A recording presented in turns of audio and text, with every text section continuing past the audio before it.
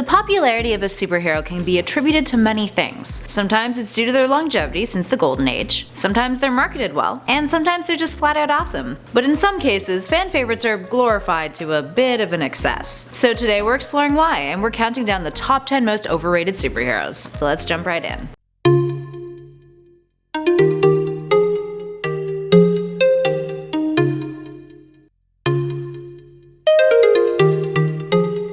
And at number 10 we have Cyborg. So Cyborg's power comes from the fact that he is half machine, therefore he should have limits, making him only capable of so much. But writers tend to make his willpower override actual machinery and objective logic, so that he'll be stronger and capable of taking on foes much more powerful than he is. Which is kind of a paradox, isn't it? Not so sure you deserve that spot on the Justice League there, buddy. But hey, maybe a solo film won't be that bad. And at number 9 we have Wolverine. Not gonna lie, I'm a big fan of Logan's, but in recent years, due to the cinematic adaptations of the character, he's become a tad overrated. Because of his popularity, it felt like producers were constantly shoehorning him into all of the X-Men films, like First Class. On the plus side, Hugh Jackman has stated that his last portrayal of the character will be in Logan, the film that just recently came out, so hopefully that Wolverine overkill problem won't last for much longer. And at 8 we have Hawkeye. Dude is just a really good archer, guys. And if it wasn't for his trick arrows and hot connection with Tony Stark developing those arrows for him, he wouldn't have all that much pull. Yeah, he's pretty acrobatic and he's got a strong moral code and whatnot, but he's still really just a good archer. Which, yeah, that's impressive, but does he really belong on the Avengers? But before you argue that Oliver Queen should also be on this list for the same reason, he's not nearly as glorified as much as Hawkeye is, and his character traits tend to make for good conflict when mixed in with other heroes, like Green Lantern.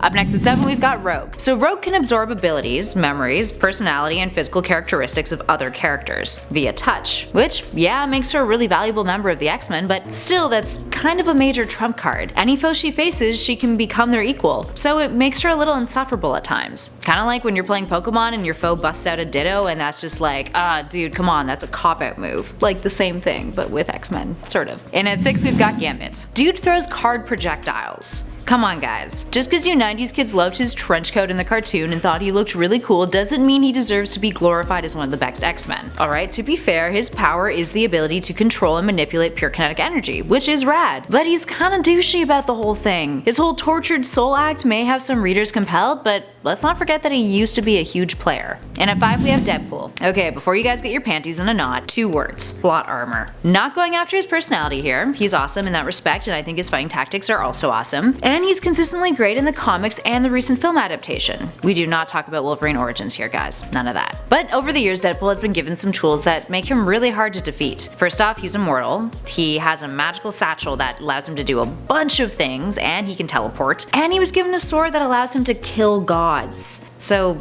there's that. We would love you without all that stuff anyway, Deadpool. And at 4 we have Captain America. Dude is basically just a symbol of American patriotism. Which, hey, not insulting that, but it kinda gives him a lackluster character when he's only that. Yeah, Steve Rogers is a good guy with good values and a personality that makes him a natural born leader, but without that serum, he just would have been a regular frail dude. He doesn't really have much else going on for him. Steve is kind of a basic bitch.